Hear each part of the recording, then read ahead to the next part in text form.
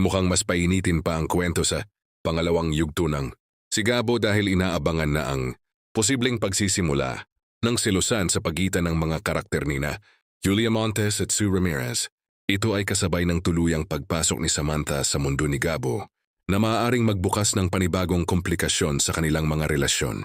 Sa bagong yugto ng serye, mapapalapit si Samantha sa buhay ni Gabo at mas makikilala niya ang mundong ginagalawan nito.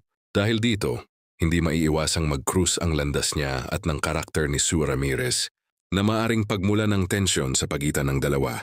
Isa sa mga dapat abangan ay kung paano haharapin ng karakter ni Sue ang presensya ni Samantha.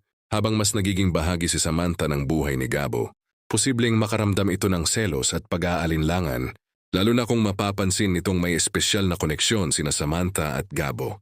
Hindi rin magiging simple ang sitwasyon para kay Samantha. Bukod sa mga problemang kailangan niyang harapin, tila madadagdagan pa ito ng komplikasyon sa pag-ibig.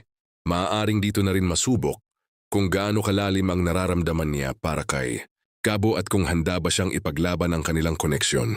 Samantala ang posibleng banggaan ng mga karakter nina Julia at Sue ang isa sa maaaring magbigay ng panibagong kulay sa ikalawang yugto ng si Gabo. Hindi lamang aksyon at drama ang maaaring maging sentro ng kwento dahil papasok na rin ng selosan, pagtatampo at mga desisyong maaaring makapagpabago sa relasyon ng mga karakter. Kaya naman, mas maraming eksena ang dapat abangan sa pagpasok ni Samantha sa mundo ni Gabo. Ang tanong ngayon, magiging simpleng selosan lamang ba ang lahat o ito na ang magiging simula ng mas malaking hidwaan sa pagitan ng mga karakter nina Julia Montes at Sue Ramirez?